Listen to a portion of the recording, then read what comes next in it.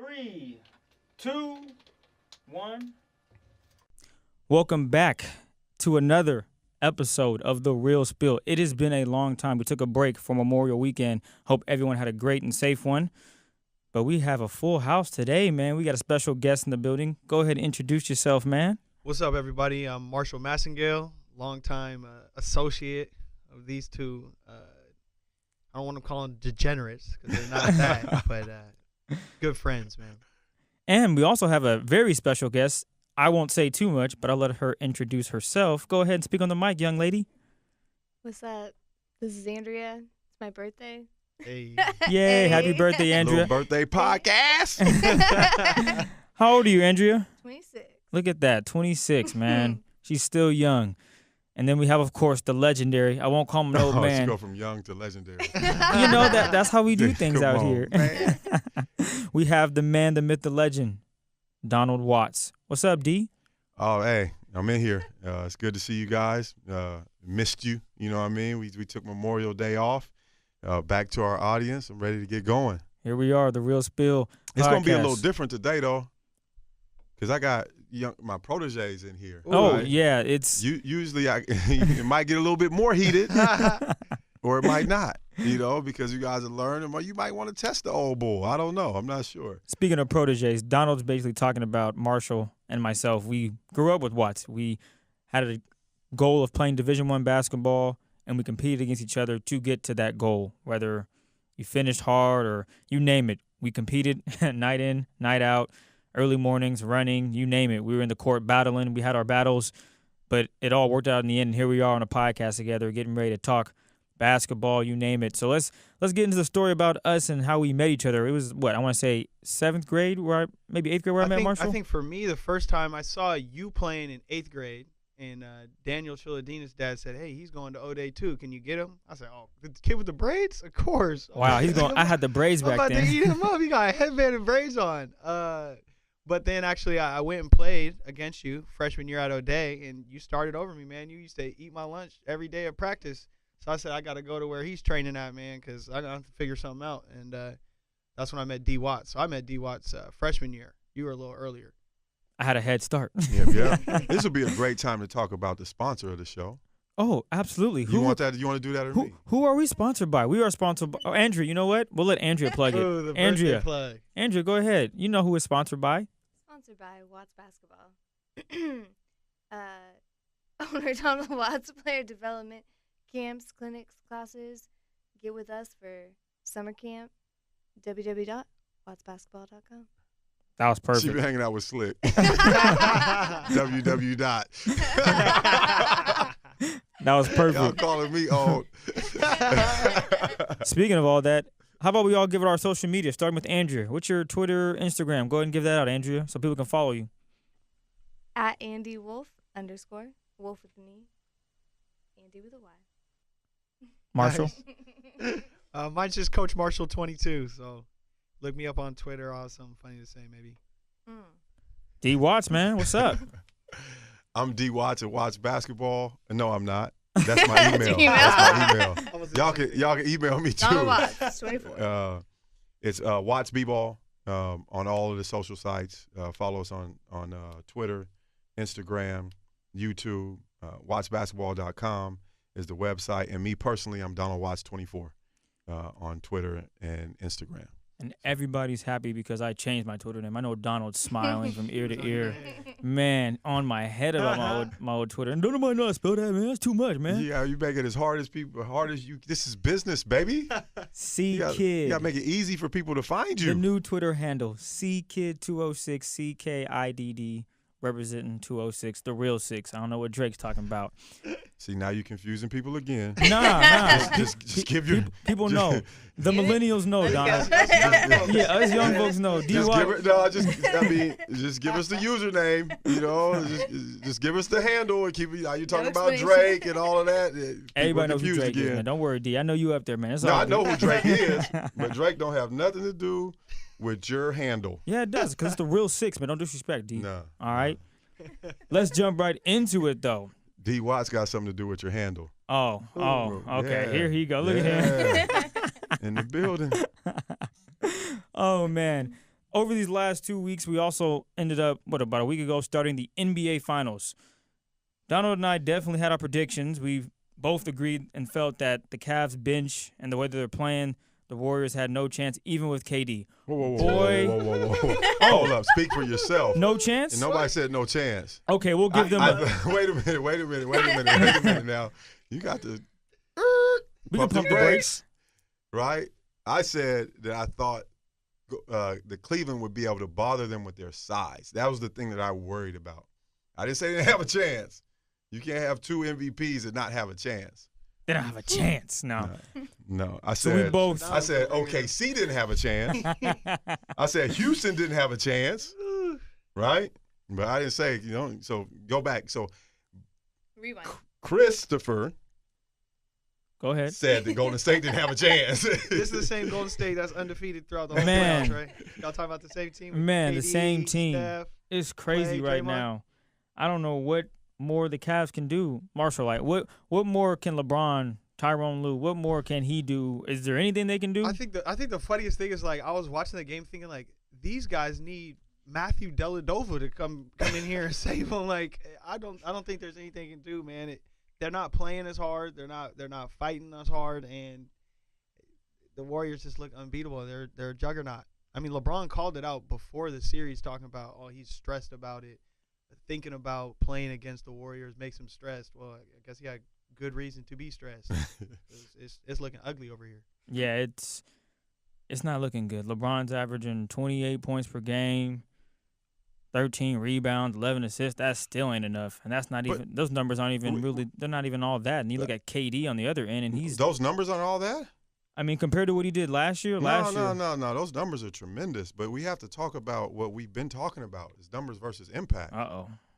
That podcast. There we go. Yes. You can go The get meat potatoes. you can go get the numbers. It's when you get the numbers and how you get the numbers. Do you win with That's the key. numbers? Yeah, The impact. It's the timeliness of the numbers. Can you make that big shot or that big play? And while everybody's talking about LeBron and Jordan or whatever, LeBron has never been the guy on a consistent basis that makes the big shot. And to me, if you're going to be the GOAT, like, you got to be that guy. The championships that he's won, it's like this. And Golden State figured this out from last year. They're keying on Kyrie Irving. They're getting Kyrie Irving out of his rhythm. LeBron is the guy that can get you there. But when he gets there, he's got to have somebody to get him over the top. You can't be that. And you can get the numbers. You are a contender every year coming out of the weak East. Guaranteed when you have LeBron. But you have to have somebody, if he's going to win a championship, that's going to save the day. And you can't be that kind of player and be the GOAT in my book. And at the end of the day, Golden State's figured that out. They're putting more attention on Kyrie because they know Kyrie is their closer. So if they don't let Kyrie get the rhythm and establish the tone, they feel like they have a better chance of winning. LeBron was, what was he? 11 for 14 or something like that in the first half? 12 of 18 on game 2, yeah. No, but I mean in the first half. In the first half, he had Destroyed 18 him. points, 10 assists, and 6 rebounds. And He 2 destroyed steals. him. Then in the second half, he only takes 6 shots. He was drained. What's that? Whatever happened to MJD? Huh? Dude, MJ only takes 6 shots in the whole second half. No. Now, he's going to go down swinging, right? Now let's go back to San Antonio. Yeah. When they got taken out by San Antonio, he had like 23 of the first 25 points of the game, and then Crickets. Right? So you have to be able to sustain. You have to be able to get those points at the right time. I mean, we can go back to the MVP conversation for me. Ooh, that was ugly. Right? We talking about Russell Westbrook, like it's a regular season MVP, right? I could predict that Russell, I was about to say Wilson. No, it's all good. Russell Westbrook. Another overhyped player, maybe? Russell Westbrook was going to run into the wall that he ran into because of the way he was playing the game. It's not sustainable in the playoffs when there's more on the line and people are going to get in your way. And he was terrible in the fourth quarters of the Houston series. Oh, man. And when you're in the MVP, you have to be great in those situations, right? And so, like, take those numbers and, Magic's numbers, Michael's numbers, Larry Bird's numbers. Everybody got numbers, but at the end of the day, those guys stepped up, and they were the ones that saved the day for their team over and over and over and over again. That's why they're the GOATs, and the other guy's the king. Fair enough. Fair enough. Did you have a rebuttal on that, Marshall? Or? I mean, if we're talking MVP, I can't agree more. I saw like a stat the other day that said like Russ is amongst the worst players as far as contesting shots. So like when his player shoots the ball, he doesn't even contest the three. He just turns around and goes and rebound. So to me, that's a completely, his stats are very skewed, especially his rebound stats. And people get out of his way. His teammates were getting out of the way. I saw that circulating around Facebook. I'm like, man, come on, it's a hoax. Yeah, it's a hoax over here. That's not how it's supposed to be, man. Like that's not how it's supposed to be. That's not basketball. That goes and show you what the game is now. It's undermining the numbers are undermining the game itself. You know, and like I said, the other thing I've told these guys, because everybody wants to say Steph is terrible. Like Steph is weak. Steph is weak. Steph is weak. Steph is a point guard who's running the most efficient offense in NBA history. Preach. How can you be weak, right? Steph is a point guard that the MVP, an MVP candidate, and Kevin Durant wanted to come play with. How can you be weak, right? If you're a point guard, people should want to play with you. Russell Westbrook is a point guard. He doesn't have anybody left on his team because he didn't want to play with the best scorer in the world. He wanted to compete with the best scorer in the world. So now you're supposed to be the best point guard in the NBA? No, the best point guard in the NBA, people leave teams to come play with, right? Look, like everybody wants to talk about Durant left to go play basketball, to compete with guys against other guys, not to compete with his guys for shine. And now they're in a situation and they're just feeding off each other, and they're unstoppable, and everybody wants to be mad. Now, what happened when LeBron went to Miami? Did it all work right away? No. Why? Because everybody had to have the ball. Everybody had to shine. So it struggled. You plug in with Steph, and it's all gravy. Man, but nobody wants to give credit for that because everybody wants to talk about numbers. So here's a question for you, D, because, you know, KD, he's averaging 35 points, 11 rebounds, and 7 assists on 50% shooting. Okay, he's having fun out there. Not only is he playing great offensively, he's stepping up on defense. But if you look, okay, yeah, he's a top 3 player in the league, but who's the MVP of that team? You got to give it to Steph. You got to give it to Steph. What do you think? Yeah, I would say Steph, or even I'll reach a little further, man. Draymond Green is the glue. Okay, he's the glue. Yeah, Draymond Green is the glue. And if you don't have, like, when Draymond went down, they went down. Mm-hmm. You know what I mean? And so, like, and obviously the MVP is, you know, like, Draymond's not going to be the MVP. But, and I said this, even, you know, I'm a Husky, and you go back to the, like, Brandon Roy teams when they're playing with all the speed and stuff like that.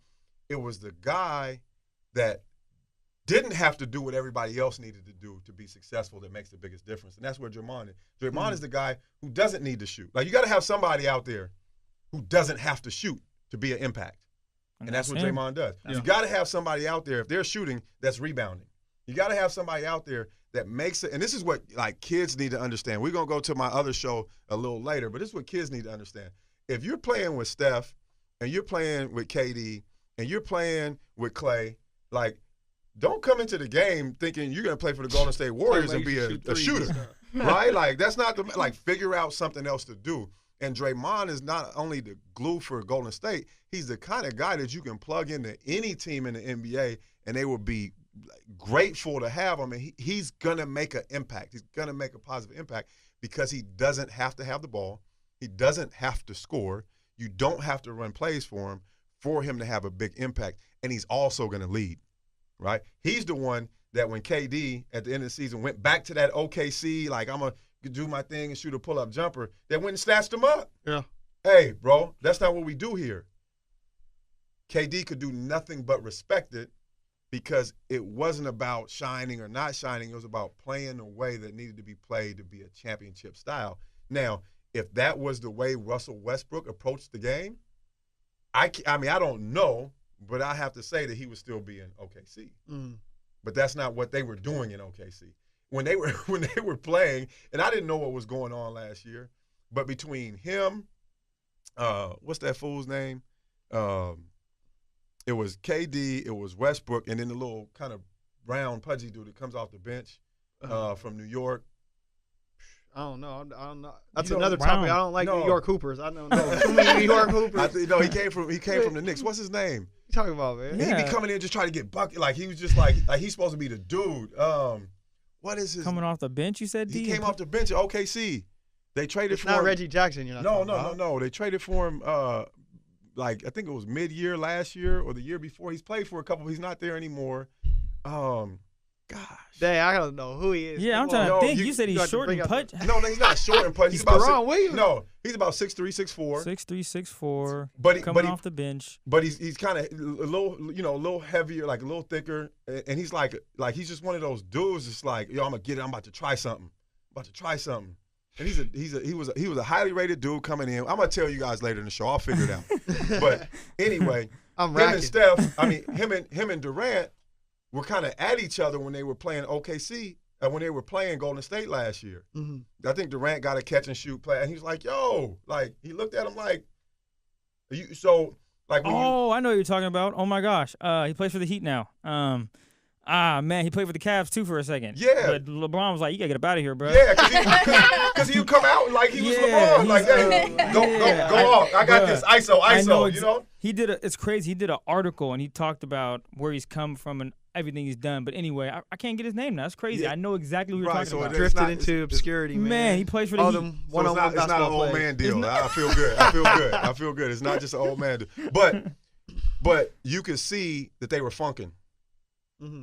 They were funking and you couldn't tell what they were funking about. But the KD got a catch and shoot thing, and he looked at him like that's the way we're supposed to. Whatever they were going through or whatever. Yeah. And so he got out of there. Dion Waiters. Dion. That's his name. Is that it? Oh, Yeah, that's yeah, jeez. yeah. I'm sorry, man. I left Watts out there hanging. Google. Thank God. Let's He's also out of look there. at the benches for both teams. The sad thing is the Cavs are trying to implement a bench, but they really can't because when they put the bench in, they're down 20+. And I wrote an article saying that Corver and Darren Williams were a huge pickup. They were a huge pickup in the Eastern Conference Finals and all that because they did their job. They came in, hit big shots, played defense, but against this Warriors team, they really have no answer because the sad part is Coach Kerr and Mike Brown, they've only rested 2 players at a time, meaning not – so they're stacked with 4 of them. You got Draymond, you got Clay, Steph, and KD. They just leave 2 on the floor. It don't matter who. You can leave Clay and Steph. You can leave Draymond and Steph. It don't matter. You can leave whoever you want, those 2, and you can throw in cats like Pachulia, you name it, and that offense is still working. And then with the Cavs, they try to put in Channing Frye. He comes in, he makes 1 shot, and then he gets his stuff thrown. Andre Iguodala comes over the top and blocks his shot late in the third quarter. You got Corver, who had 8 points in the game, but he's not a factor on defense. He can't hang with Clay running around on those screens. Darren Williams hasn't done a thing in the finals. He's been at this point, I'm looking at who else could they have signed as a point guard, veteran-wise, that can run the offense. Wait, who else could they get signed? I mean, who else can they pick up? Who else would make a trade for him? Who else would be willing to say, here you go, here's a veteran that can play the point for you? Because at this point, the Cavs don't have it. You look around, you look at that roster, you see LeBron, Kyrie, Love, and you're shoot. At the end of the day, when you're in a situation like this, you can't be talking about the bench, right? Like, Yeah. you're getting smacked, right? Like That's my whole point. Your backup point guard it's not the backup point guard's job. Because now, if the starting team is in the lineup, and then when they If it's go to the close, bench, they have a drop off, bam. and then okay. But we can't even talk about who they picked up or whatever. The bottom line right now is the Cavs were in this situation where they're in a weaker division. They were in the East. They cruised throughout the regular season. They were not very good defensively. They figured that they could turn it on in the playoffs, and they did against the East. But now you have to play against a different kind of ball club, and it can't be a turn on, turn off situation. You got to be on all the time. And at the end of the day, this series comes down to better leadership on the Golden State side. It's not that it's the talent difference is not reflected in the score, right? It's the way that they play, the leadership, the focus, the discipline that the Golden State Warriors have against the lack of that On the Cavs. at this level. And I'm Man. not saying they don't have discipline, but at this level, that's what's beating up the Cavs. What's beating up the Cavs are defending champs.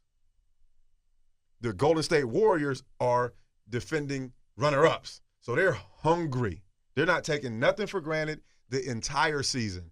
They were undersized, they were undermanned, they had injuries, they had all kind of things that they dealt with, and now they're at full speed playing the best basketball. But they've been on a trajectory to do this because that's where their mentality and their focus has been the whole season. Cleveland has been cruising, we'll get better defense later. We're going to add these pieces. We're going to do this. Golden State's been right there humming along the whole way. So I'm looking over here at Ty Lue. Okay, they got to do something because it is looking like, the way we're talking, we're just like, well, they can't do anything. Right. You got to make some sort of switch. So I'm looking at Ty Lue. I'm thinking, all right, you got to go Shump instead of J.R. Smith. Smith. And then maybe J.R. can get his head right because we don't know what's going on with him off court. I think Rihanna being their front row first game messed his head up or something. I don't Hennessy, know. man. I think Hennessy don't help. But, so I'm thinking you got to go Shump in the starting lineup. I you got agree to with bring that. Jay off the bench, hope he brings some fire. And then you look at Tristan, who's giving us gosh, the Kardashian curse, but exactly, it strikes again. Oh strikes my again. goodness, So, man. but look, you're looking, Hey, you're like, that ain't Kim, that's KD, dog. yeah, but Tristan, he's at a tough spot because they're not playing Zaza that much. They're basically playing KD at the 5. And they even put Draymond down there, too. Yeah, and you're not going to push around Draymond. Nope. And that's how Tristan tries to be effective. So, I mean, you're looking at it, you're like, literally, that's why I go back to, we're going to bring Dellavedova back, man. We got to do something because it's just not, the bench, they don't have the firepower. Then you look at the big three. The big three, they put up 87 yesterday. Okay, they had KD with 33, Steph with 32, Clay with 22. Now, the big three at Cleveland, they got to do that. They got to match that. Right. So they have to match So that. don't talk to me about D. Will. Don't talk to me thing about is, Korver. though, Don't talk to me about He needs to produce. It's not that he has wide open looks, Donald. Wide open. You tell him you come out the bench. Korver got to knock that down. No, Korver did. He had 8 points. Korver did his part, but Darren Williams didn't. No. Hey, he can help, but you didn't bring him in to win a championship. You brought him in to fill gaps in space. And when you're getting your butt kicked by 20, when you're getting 140 points or whatever it is hung on you, don't talk to me about the backup point guard. Kyrie ain't helping either. Shoot. Okay, now let's talk. Now let's talk. I already agree. Because Kyrie, we're going to leave him alone. We coming for D-Will was Kyrie. amnesty. They knew what they were getting. 8 of 23, and you're just dribbling the ball, pounding the leather. Man. That's not going to work, man. Come on. The It's not toughest gonna work. 19 points in Ever. finals history. I've never Come seen on. someone struggle so much. 6 hands at the rim when he's shooting layups. Come on. Pass the ball, bruh. Come on. Donald, show him some drills where Come you on. get Yeah, the Come 1-2 on. step Hey. finishes, man. Oh, Look, my I'll goodness. say this, man. Golden State's made an adjustment. They got new personnel. They got Durant. But what you can see that they're doing, obviously, is Kyrie is the person that they're keying on.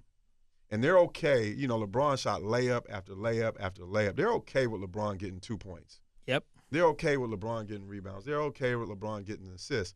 Last year, when LeBron struggled, they keyed on LeBron, and 2 people kept them in the game. Kyrie Irving, with his over-dribbling self, and Tristan Thompson getting them extra possessions. That's not happening this series, and it's not an accident. I guarantee you Golden State Warriors shifted their focus because Kyrie is kind of the lead dog. He's kind of the alpha dog in this situation. Like, he's the one that's just going to try to do his thing, whether it makes sense or not. He's just going to go for it. And last year when LeBron was struggling, he had numbers, but he was missing layups. He's doing some of that this year too. He was missing layups. Kyrie was starting to get off and just kept being persistent. And it was like LeBron was looking at him like, dog, you going to pass? Dog, you going to pass? Like, are you going to? And then eventually LeBron was like, man, if you're going to go, I guess I better go. And then they started rolling on him, right? And so Golden State has said that, okay, LeBron got him here, but Kyrie is the one who puts him over the top. At the end of the day, let's make sure Kyrie doesn't have that confidence and self-esteem and rhythm to get going, and we can deal with the numbers that LeBron is going to get. So Yeah. I got a question, though, because Kyrie, people talk about him being a great point guard, and to me, the art, and we're going to talk a little later about Scoring, CB3, but go ahead. the art of the point guard is almost completely lost out here because you look at strategy and you're thinking, are we supposed to run and gun with the Warriors? You can't. We're given the Cavs had 100 shots yesterday, and the Warriors had 89. Now, a lot of those are threes, right? So if you're the Cavs, is it your strategy to try to have 100 shots? Nope. No, if to me and your point guard and your coach, you're supposed to muck up this game. You got to slow this tempo down, and you got to make it a dogfight at some point. Turnovers, And man. Kyrie's not thinking. Kyrie ain't playing point guard. They got to make it physical. They got, and You know. Go ahead and say it, D. Look, no, I mean, here's the deal. Everybody wants to talk about LeBron, the GOAT, whatever. What is your advantage on the court right now? Is your advantage pushing the fast break? Is your advantage dribble driving and penetrating? Or should you get down there on the block and be a playmaker Volleyball, from man. 12 to from 15 feet and in? How many times has he come off the weak side, caught the ball in the post, got a double team, and then kicked out to it? He's not. He's out standing out in the front. Mm-hmm. Dribbling. If I'm 6'9", 290, right? Like, don't run downhill, start downhill. Yeah. Like, just be there. Make them lean on you. He's exhausted in game 2 because he's playing Golden State's style. Yeah. Like, he wants to be the, playmaker, handle the ball. If I'm LeBron, I'm not, right? But if I'm LeBron and I have that physicality, you have to guard me on the block this series. I'm taking you down here. I'm going to beat you up, and I'm going to beat you down. And then the double teams are going to come from high to low. Now my guys are going to get threes. In and out threes. Yeah, Instead of these wing coming off a bunch of picks. We're going to get in and out three. And that, for me, this is exactly what I'm talking about as far as impact versus numbers. Larry, Michael, Magic, wherever their advantages were, they were good enough, they were smart enough, and they were willing enough to go play that advantage. Yeah. LeBron wants to be Magic sometimes, and then he wants to be Michael sometimes, and he wants to be like, yo, just go play to your advantage. Like, you're a great playmaker. You don't have a great post game, but you don't need one at your size and your ability. Just get to that area, catch the ball at that area of the floor, so that they have to double you from there, and then make plays for Kyrie, for J.R. Smith to slash or whatever. I always say this: when you play with LeBron, okay, Chris Bosh, effectiveness went down. Kevin Love's effectiveness went down. He's been playing kind of well, though. Shout out K Love. But I'm just talking about over. Still feel bad for him, though. Right? Yeah. He's supposed to be a top 5 player in the league before he got there. Yeah. His effectiveness went down. Kyrie, I'm not going to say his effectiveness went down, but there definitely was a struggle, a power struggle between him and LeBron. And the way that LeBron plays the game, if you're playing with him, you're not sure what your role is when, because he could just be anywhere. And it's not necessarily where it makes the most sense. It's just what he feels like he wants to do. If he comes into the timeout and he wants to coach, then he's going to call the play. If he feels like he needs another player, he's going to go to the general manager's office, and he's going to sit in that general manager chair and make moves and get Deron Williams in there and all this stuff. And then at the end of the day, when it doesn't work out, me as the coach, I'm the one who's to blame. But wait a minute. LeBron called the play. You know what I mean? If I'm the point guard, right, and LeBron decides he wants to play point guard, now I have to go play 2. But I'm not a 2. I'm a point guard. So now what am I supposed to do? People talk about the team he went to the finals with before, like Mo Williams could play at the time.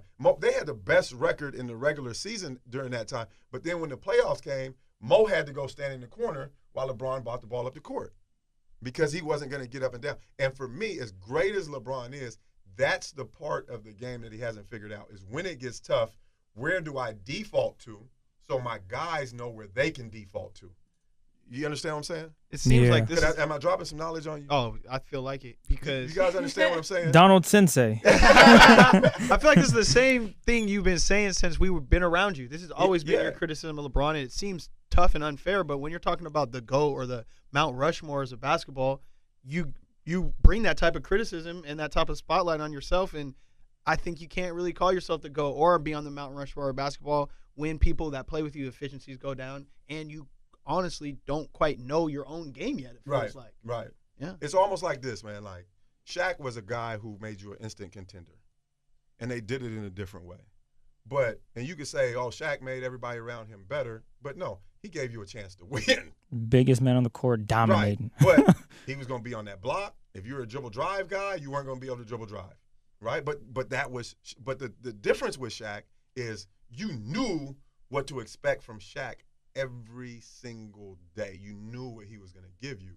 LeBron can be a little bit schizophrenic as far as what he's going to do on a certain night.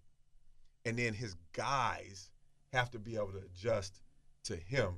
And great, he's a great player, but great players figure out how their guys are doing, and then they can make the adjustment to the game. You take Magic Johnson in the finals when Kareem went down. Magic steps up. Point guard. He said, hey, I'll play center. They was center. What do you have, 45, 15, and 12? That's what they needed. That's what he gave them. It wasn't like, oh, I'm the point guard. Find somebody else, backup center, play center. Or do, he's like, I'll go. He went and told the coach, I got center. I got that. And held it down and won a championship as a rookie. And so that's the kind of mindset, and that's the difference for me between it. And don't get me wrong, man, the dude is phenomenal during the regular season. and when the situations don't get too tough.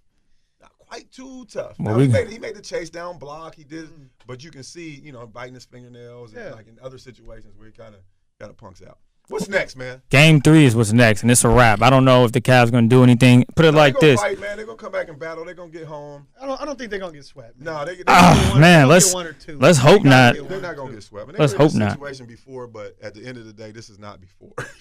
Well, as Notorious B.I.G. said, armed and dangerous. Not too many that can hang with us. Label us notorious. That's what the Warriors is right now. Them boys is them boys is scary. Kid, go ahead and spit, man. Hey, you like that, huh? You know. Hey, but Chris Paul, man, he might be the one that can change things, if anything. But we'll see if he even makes a move. You don't think so? Let me ask you this, Donald. Is he going to? Are we going to commercial break? Commercial break. Yeah, we got to hit his flag. We're back from commercial break. We got to switch it. You just can't say Chris Paul in the middle of the conversation. You can. You got to give a shout to the sponsor. That's post-production. Andrea, you want to give a shout out to the sponsor again? www.wattsbasketball.com. You can drop the www. Slick Watts. You've been hanging out with Papa. Yo, Slick's my guy. Thank you, Andrea. But yeah, Chris Paul, he has an option to stay in struggle land. No, literally. I mean, you can make a decision here. You either stay and you don't make the conference finals, no NBA finals, you just get your money, or you can take a little less and go play with the team that if they're one ankle sprain away. One ankle sprain away from pushing that to a 6-7 game series. But Kawhi goes down with an injury, and that's all she wrote. And then David Lee gets injured. That whole team just went down. And it's unfortunate, but you look at what Chris Paul's done over these past years, they say he's a ball hog. I mean, who else you can give the ball to? No, I mean, he micromanages the game. Yeah. That I agree with, but he micromanages. I'm not gonna say he's a ball hog. I don't think he doesn't let other people make. He makes plays for other people, but he doesn't let them make plays for him and for other people. And it's just such a you young guys that didn't see the game in the 90s and haven't seen Isaiah Thomas and see how Isaiah Thomas averaged 20 points a game, averaged 22 points a game, but he did it as a secondary scorer.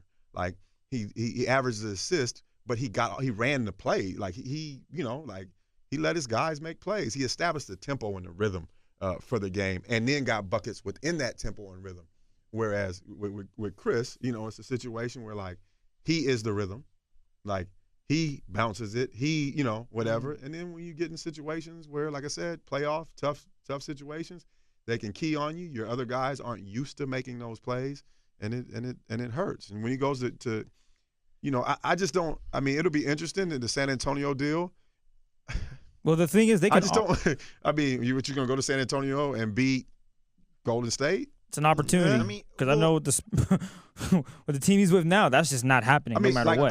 I legit like Patty Mills better for San Antonio with the ball in his hand than Chris Paul, because Patty's just gonna do his stuff, and when the ball comes back, and that's what you like when you have a coach that runs a system, like that's what you need. Is Chris gonna do that? Will Pop allow Chris to micromanage the game like that? And if it does hypothetically happen, would Chris be willing to change this late in his game to allow Pop to mold him and say, look, this is how we play ball over here? I think Chris would have to. Like I think Chris would. Right. Gotta, and it's not about a have to. I think he would. It's about being like are you really wanting, willing to go? Like, it's not even like you're not going to get the assists that you're used to getting. You're not going to get the points that you're used to getting. Right? You're going to establish a tempo, and like there will be nights where you will, but it's going to be coming a completely different way. And when you're a pro and you've played in a mold your whole career, and what it would take for you to play in the way that San Antonio needs you to play is completely different. That's a huge, and people say this a lot, like sacrifice, right? Like KD going to Golden State, it wasn't a sacrifice. He had a way, like he's a scorer, right? And he wants to play with guys who pass him the ball when he's open. And he's going to shoot it and he's going to make plays. Like that's not a sacrifice, right? You might get a few less shots, but hey, you're shooting more efficiently or effectively. But when if Chris Paul goes to San Antonio, now the situation is, hey man, pass the ball. Really? Like get it out of your hands. Get it back. It's a completely different style than he's played since he's been in the NBA at all. And then you can say that, oh, I'm willing to make whatever compromises to win a championship, but that's not you. So can you really win a championship playing that way when that's not you? You understand what I'm saying? And that's like, where Pop comes in. Either he's gonna. I mean, look at Baby Pop's boy don't get resume. his minutes. That's what I would Yeah. say. Chris Paul, look at his resume. You really think he's gonna set you up to fail? yeah, I mean, but yes, because he's never gotten us to a conference finals not one No, time. no, Popovich. Oh, No, you no, I'm mean talking about. Pop is Yeah, resume. I'm saying, Okay, is Pop yes, really gonna definitely. set you up to fail? Probably not. So Yeah, you might but- want to listen to what he's telling you. Yeah, but that's it's- the real Zen master there. Yeah, but with these guys, it's not about listening. It's Well- not like it's not. You know, I mean, Kobe fired Phil Jackson. You know what I'm saying? Kobe got rid of Shaq. Like it's not about, and then brought him back when he realized that things didn't work the way it's. I mean, there's huge egos, and then there's established habits as a professional, and some of them are so ingrained. You know, I work with these kids every day that watch Chris Paul and they watch Steph Curry and you work on something your entire life, right? Like you're not gonna abandon that at 30 years old and $300 million in the bank.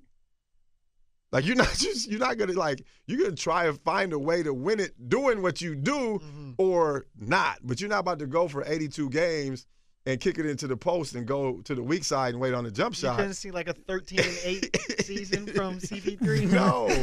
No, and I'm not saying he can't do it. I'm not saying a player like that of that caliber doesn't make it better. But what I am saying is these guys can move around, and who you are is who you are, right? Like LaMarcus Aldridge, right? He's in Portland. He goes to San Antonio to help them do whatever. And that thing this year without Duncan over there just looked like he was back in Portland. Maybe worse. Can't Right, because- handle a double team, turning the ball over, looking Right, scared. But because he's like who he is who he is, right? And now, you know, Kawhi goes down. Now you're thrust in the position where you're supposed to be that guy, where you left being that guy. Because in Portland, you were that guy, and when you were that guy, there was a wall that you ran into. Well, now you're in San Antonio. You join there when there's Duncan, so you get some tutelage or whatever. You're an effective player. Now you're supposed to be that guy, but when it's time for you to be that guy, the same thing happens in San Antonio that happened in Portland. It's the same thing because that's who you are as a player, right? You're not a franchise player. Are you a high-quality big man in the league? Absolutely, but you're not a friend. Like I'm, you know, we talked about this before. I'm interested to see what happens with Blake. He's got to go. We already discussed this. Where's he Dominic. gonna go? That's a gonna great take him? question. I mean, anybody Get him will out of take there, him, man. but it's gonna be the same thing when he gets there. You think? I mean, from what Big Baby Davis was saying, and Oh, I've heard man. from other people, you know, is that CP3 and Blake just don't like each other, and Blake seems like a fun-loving guy. So if he could go somewhere where he's having fun, I think that would take some stress off his body. He might not get injured. Maybe Yeah, Boston's a good place for Well, him to go have honestly, fun. Yeah, go have like- fun with those guys' Right? knees. You know, here's the thing: is he goes somewhere where he doesn't have to be the guy in the fourth quarter that they're throwing it to make plays, and he can just be a flow game guy. Yeah. But he dunks like a superstar. He gets numbers like a superstar. So when they go somewhere, they're going to try to play him like a superstar. And when in the last 5 minutes of the game, his decision making, his skill set does not lend to the superstar that he is. Yeah. You know, it's just that simple. And then when you put him in a situation to be that, he's going to run into a wall. He's going to run into somebody's shoulder. He's going to hurt his toe. He's going to hurt his ankle. He's going to fracture his eye bone. He's going to, you know, it's just because he's built for the game, but he's not wired Yeah. for the game in those situations. And these are like nuances. And I know I like, you know, people will listen to the show, oh, D's crazy, you know, this, and this, and all this stuff. Like, I grew up in this. I was raised, like, I was raised by these dudes. So I got an opportunity to, like, really intimately see how they work out, how they train, who nuts up, who doesn't. And I can see instinctively, like, who guys are. I can predict how things happen. I can predict how they're going to respond to situations. That's how I know James Harden is going to crumble. That's how I know Westbrook is going to crumble, right? That's how I can predict those because I can see even when they're getting these miraculous numbers, I understand the situations that are involved in them. I understand them, you know? And so it's like these guys are who they are, right? Mm-hmm. Like they've been rewarded greatly for who they are, deservedly, right? They entertain us, they jump out of the gym, they do whatever, but just don't give them the ball with 3 minutes left over and over again and expect him to win you a game against a formidable opponent. Now, if they're playing the Phoenix Suns, cool. They're playing, you know, teams that are non-playoff teams or whatever, like, cool. But if they're playing Cleveland, San Antonio, Golden State, maybe even Houston, right? Like, that's not the situation that he's you want him in. And if you force feed that situation, now you're susceptible to injury and failure and all kind of stuff. Go ahead, Marshall. So I'm just saying we talk PGs a lot, and you talk like the old school PGs. And for me, like what I tell the kids I work with is like I say, look at Mike Conley. Mm-hmm. You know, people get mad about him making all that money. I think he deserves every cent of it because he just plays the game the way it should be played, and he plays to his strengths, and he does everything that his team needs of him at the right time. And, you know, you look at CP3 and you look how he just pounds the ball constantly. Yeah, he might score 28 points and numbers. You know, he might have 13 assists and get 5 steals because he's in the passing lane. But there you go. You talk about the numbers and impact. Numbers. D got me sold. Who only took what, like 30 minutes? I remember talking about Mike Conley, and I said he's the most underrated player, and he doesn't deserve that because that man can ball. Because against the Spurs, he gave them a run for their money, and you can't tell me otherwise. They had to put Kawhi on him, and that wasn't enough. And he was still getting his shot. He was able to force feed Zach Randolph, who he's getting the job. How long has Zach been in the league? Here's the deal. I was his counselor at Nike camp. That's how long he's been in the league. I was in college. I was his counselor at Nike camp. Dang. And they were like, yo, he's tight. I'm like, this lazy fat dude. Like, he was jumping this high in high school. I'm like, still jumping the same height, not getting up there. Man. I respect Then I see him in Portland just killing. That's what you call bully ball, dog. Anyway, this is the question you ask about a point guard. Does their team do better than what you think they should do? Does their team look better than your expectations? When I see the Golden State Warriors and they win 73 games, yeah, they do. They you know, I'm looking at them compared to the Bulls or whatever. I'm like, man, they do better than what you like. They do better than their roster says they should do, right? Like, I mean, you can't say that now with Durant there or whatever, but they do just as good or better. Like, they're playing beyond people's imagination, right? You got to look at the point guard in that situation. San Antonio winning all of those years. Tony Parker's never been like the point guard in the NBA. Tim Duncan's never been like he has been, but not notoriety-wise and all that stuff. But they're always right there. So you got to look at point guard play. Michael Conley, no matter what the situation is in Memphis, they seem to always be right there knocking on the door, battling. Like, they don't go out, quit, like punk out, like whatever, right? Like, they're always right there, like grinding with somebody. You have to look at the point guard in that situation, right? And they might get to the same round that CP3 gets to or whatever, but for me, it's not like CP3 is better than him. Like, he establishes a better rhythm and tempo for what he has, for his guys.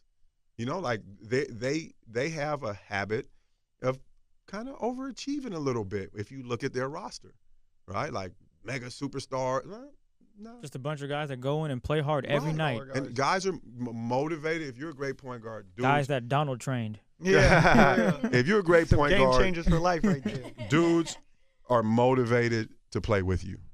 If you're a point guard, you know, like, it's just that simple. If you got guys jumping ship and want to go and want to leave and all of that stuff, you got to look at yourself as a point guard. Point guard is a quarterback. You know what I mean? And if you're not willing to take the lineman and, you know, buy him Christmas presents and do what it takes to make these dudes, like, want to block for you, you know, you're Jay Cutler and dudes get out your way so they can sack you. Like, that's on you. Like, and that's what people don't understand. Like, oh, they did this and KD left because, no, he wasn't being treated by his point guard the way he expected to be treated.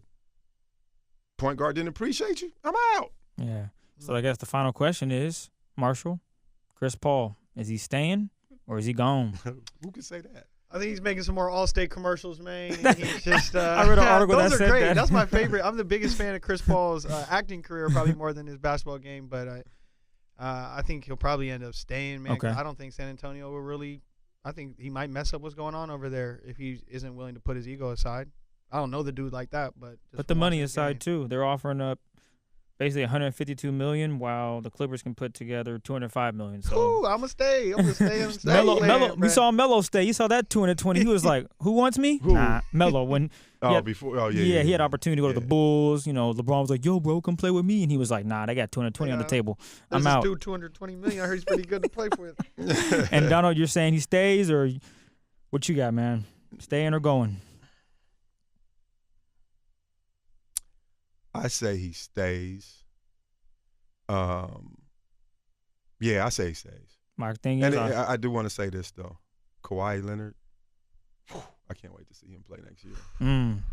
Ankle sprain away. I'm telling you right now. No, you laugh and giggle. No. I'm telling you, if that man didn't get hurt, DeJounte Murray too, man. I'm gonna be impressed with his development. Yeah. I think he's almost. They were gonna push Golden State, but they weren't gonna beat them. I don't know if they're gonna beat them, but I was excited for that series. They smacked them in the mouth. Yes, they did. They smacked them. They're doing to Golden. They did to Golden State for that half what Golden State is doing to Cleveland right now. Zaza should get the MVP for pulling that move. Well, I have to say that I hope Chris Paul does go to the Spurs. I think he can learn a thing or two, and he's getting to the point where right now, if you want to win, your best bet is to leave.